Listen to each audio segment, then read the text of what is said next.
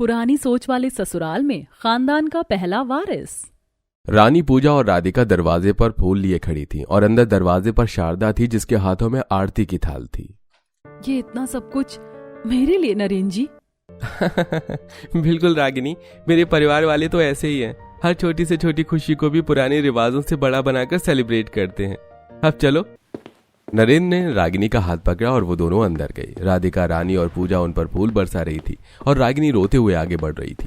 सभी तरफ मानो खुशियां बरस रही हों, लेकिन आखिर वो लोग ऐसे कर क्यों रहे थे? रागिनी तो देखने से बाकी लोगों से काफी अलग और सादा लग रही थी। फिर एक अमीर से पुराने से घराने के लोग उसका स्वागत क्यों कर रहे थे और रागिनी क्यों रो रही थी? चलिए इन सभी सवालों के जवाब जानने को कहानी में थोड़ा पीछे चलते हैं। माँ, मुझे आपसे कुछ बात करनी थी। क्या बात थी? माँ, मेरी 12वीं तो हो गई है। अब मेरी सारी सहेलियां जोर दे रही हैं कि मैं कॉलेज में भी एडमिशन ले लूं। तो बस यहीं चुप हो जा। तुझे कितनी बार बोला है मैंने, जब तेरी 12वीं भी होने वाली थी मैंने तुझे तब भी समझाया था कि ये तेरा पढ़ाई का आखिरी साल है। बस 12वीं हो गई, इतना काफी है। लेकिन माँ, मैं घर में रहकर भी क्या करूंगी? वही जो सभी लड़कियां करती हैं। सही बोला भाभी जी। पूजा, हम लड़कियों को ज्यादा पढ़ लिख कर भी कोई फायदा नहीं है, क्योंकि आखिर में तो चूल्हा चौका ही करना है। इसीलिए तुम भी भूल जाओ पढ़ाई वढ़ाई का ख्याल और ससुराल जाने की जिम्मेदारियां और काम सीखो।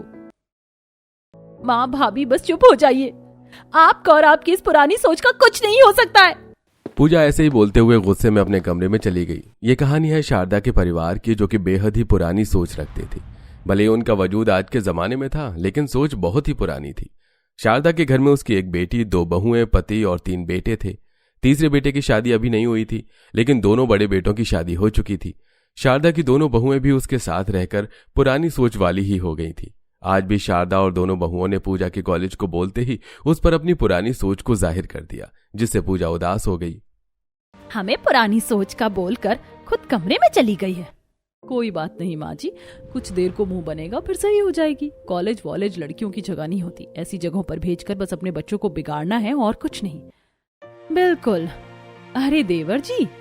रानी अपने दरवाजे पर खड़े देवर को देखकर चौंक गई। वहीं उसके ऐसे रिएक्शंस की वजह से शारदा और राधिका ने भी दरवाजे की तरफ देखा। और नरेन, कौन है ये लड़की?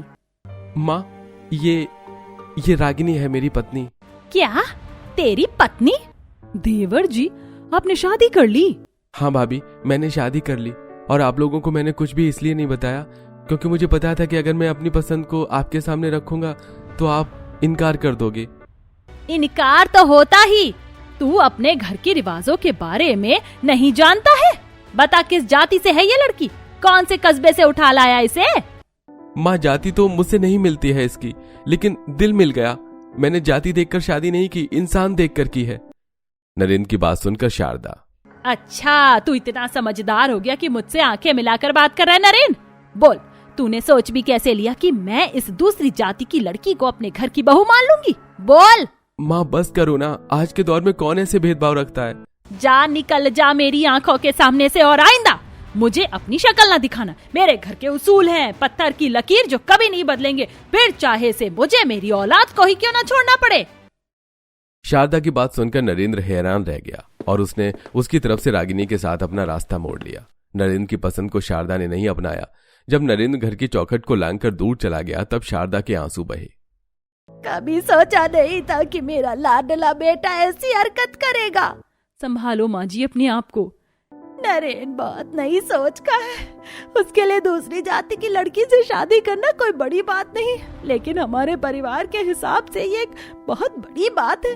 और चाहे जो हो जाए, मेरे घर के उसूल और पुरानी परंपराएं कभी भी खत्म नहीं होंगी। शारदा भी अपने उसूलों पर पत्थर की तरह पक्की थी। माँ से ठुकरा जाने के बाद नरेंद्र अपनी पत्नी को लेकर एक किराए के घर में आ गया और वो दोनों उसके अंदर गुजारा करने लगी। ऐसे कुछ दिन बीते और आज के दिन।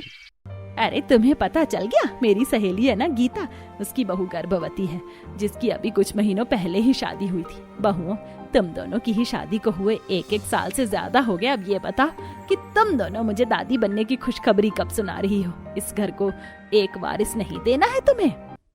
शारदा की बात को सुनकर राधिका और रानी दोनों ही चुप सी हो गईं और फिर थोड़ा सोचकर बोली, माँ अभी पिछले दिनों मैं राम जी के साथ इसी सिलसिले में गई थी। मैंने डॉक्टर साहब से बात की कि आखिर मुझे बच्चा होने की खुशखबरी क्यों नहीं मिल रही है।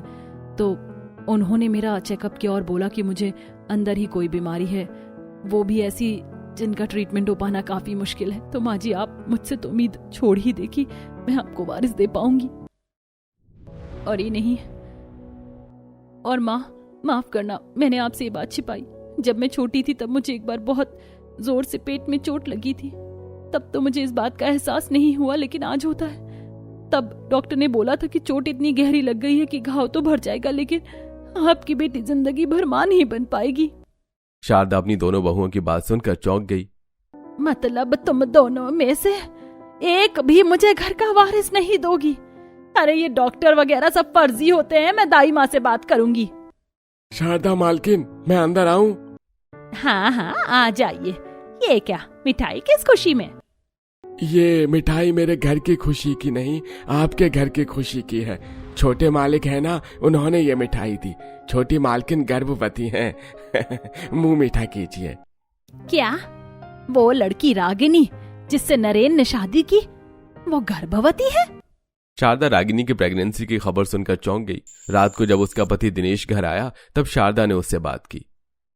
मैं जानती हूँ दिनेश जी कि हमारे घराने में कभी कोई दूसरी बिरादरी की लड़की नहीं आई, लेकिन नरेन ने इस नियम को तोड़ दिया। हमने गुस्से में उसे घर से भी निकाल दिया, लेकिन अब उसकी पत्नी के पेट में हमारे घर का वारिस है।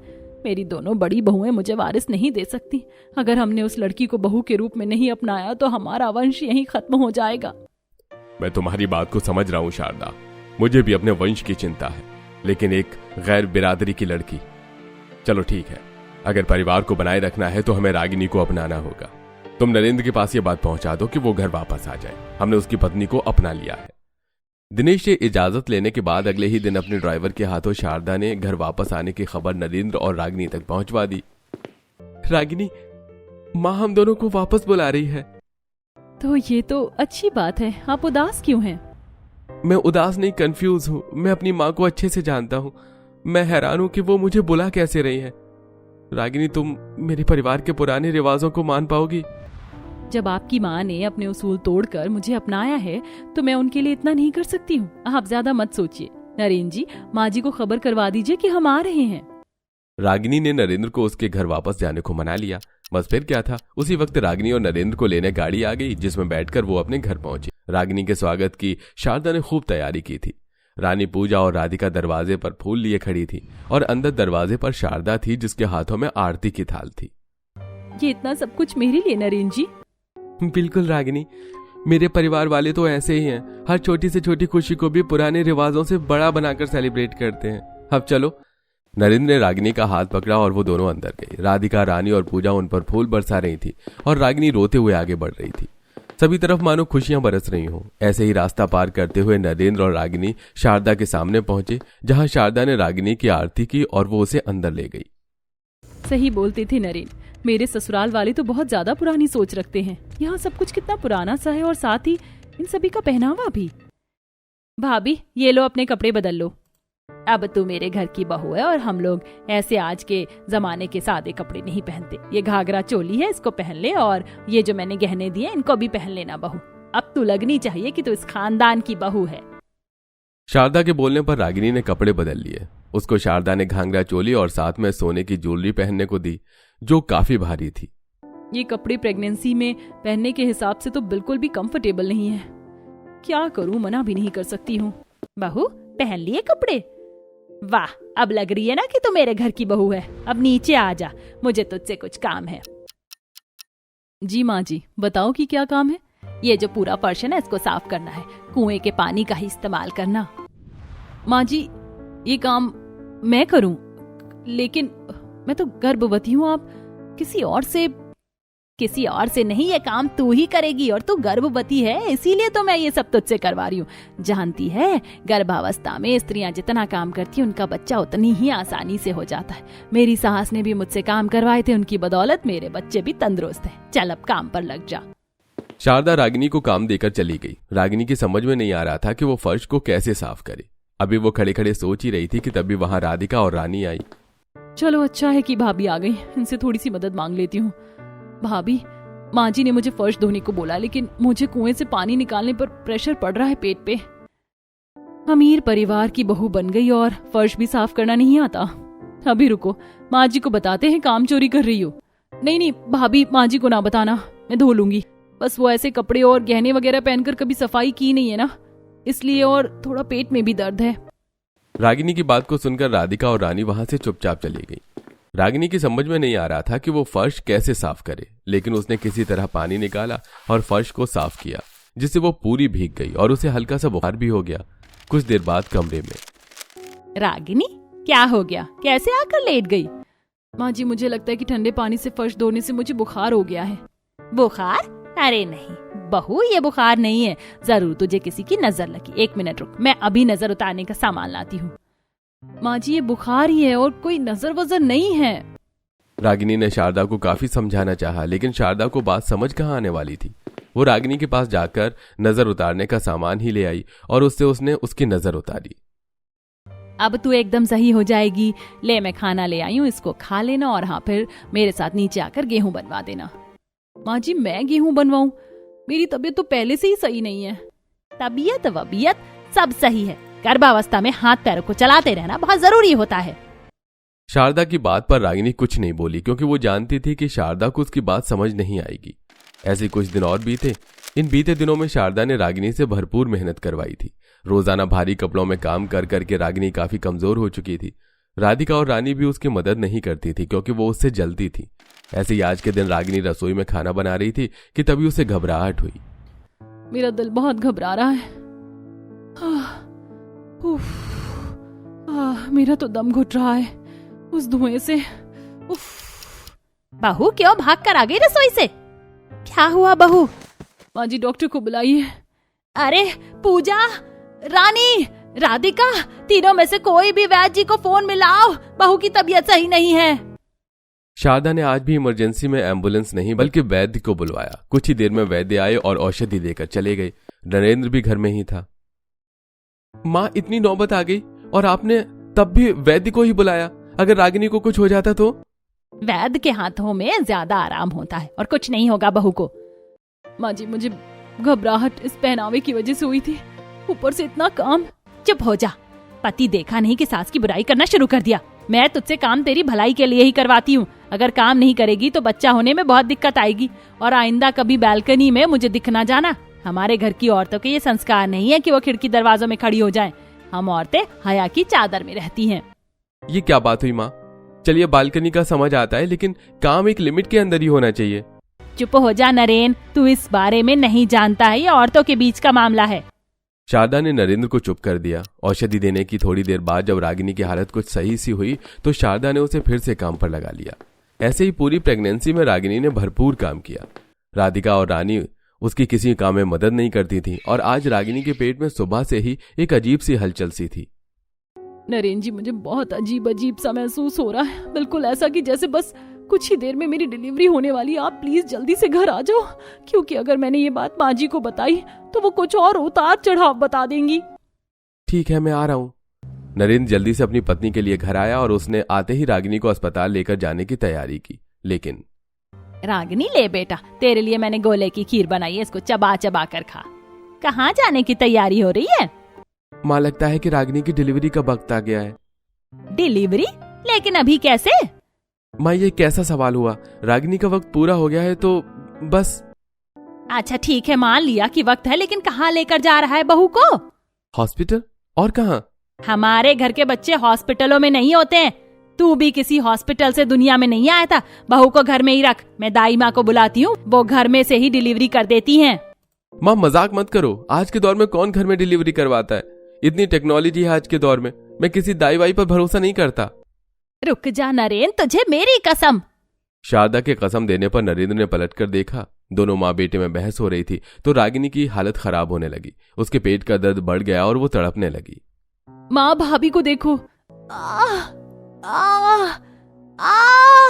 हे भगवान, आप दोनों अपनी बहस में रागिनी के बारे में तो भूल ही गए। जल्दी से कुछ करिए। रागिनी डरो नहीं। अरे जल्दी से गाड़ी निकालो। माँ, मैं रागिनी को लेकर अस्पताल जा रहा हूँ, आपकी कसम को तोड़कर। नरेन जल्दी से रागिनी को घर के सबसे पास वाले अस्पताल लेकर पहुंचा। पीछे से सभी घर वाले भी आ गए और अस्पताल में जाकर पता चला कि रागिनी की हालत बहुत ज्यादा खराब है। नरेन, क्या बोला डॉक्टर ने? अभी तो कुछ नहीं बोला। सुनिए, रागिनी के घर वाले कहाँ हैं? जी डॉक्टर। आप लोगों ने क्या हालत कर दी है पेशेंट की? पूरे शरीर पर इतनी भारी ज्वेलरी पहनाई हुई थी जैसे पुराने जमाने की कोई बहू हो। पता है कितने रैशेस हैं आपकी पत्नी के शरीर पर? और दूसरा, पेशेंट को प्रेगनेंसी में इतना बैडली ट्रीट किया गया है, वो बेहद कमजोर है। अब फैसला आपको करना है। आप बिल्कुल एक नाजुक जिंदगी को यहाँ लाए हो। हम लोग या तो माँ को बचा पाएंगे या बच्चे को। बच्चे को बचाओ डॉक्टर, मेरे घर के वारिस को बचाओ। ये क्या बोल रही हो माँ आप? आपने मतलब बस एक वारिस के स्वार्थ में हमें घर पर बुलाया था, मगर अफसोस मैं आपकी नीयत नहीं समझ पाया। डॉक्टर साहब, आप माँ को बचाओ, मेरी पत्नी को बचाओ। जी। सभी उदास थे। अंदर रागिनी का इलाज हो रहा था और बाहर सभी डॉक्टर के बाहर आने की घड़ियां गिन रहे थे। कुछ ही देर में डॉक्टर बाहर आ गया और बधाई हो, हमने माँ और बच्चे को दोनों को बचा लिया है। आप लोग अंदर जाकर पेशेंट से मिल सकते हैं। डॉक्टर के इतना बोलते ही सभी के बीच खुशी की लहर दौड़ गई। कहाँ है मेरे घर का वारिस? माँ, यहीं रुक जाओ। ये मेरा बच्चा है, आपके घर का वारिस नहीं। नरेन, चाहता तो नहीं हूं, लेकिन आज जो हुआ उसको देखते हुए यही सही रहेगा कि मैं अपने घर को छोड़ दूं। इसी में मेरी बीवी और बच्चे की भलाई है। नहीं नरेन, तू ऐसा नहीं कर सकता है। अब मैं यही करूंगा। नहीं मेरे बच्चे, तू जो कहेगा मैं वो करने को तैयार हूँ, लेकिन मेरे वारिस को दूर मत ले जा।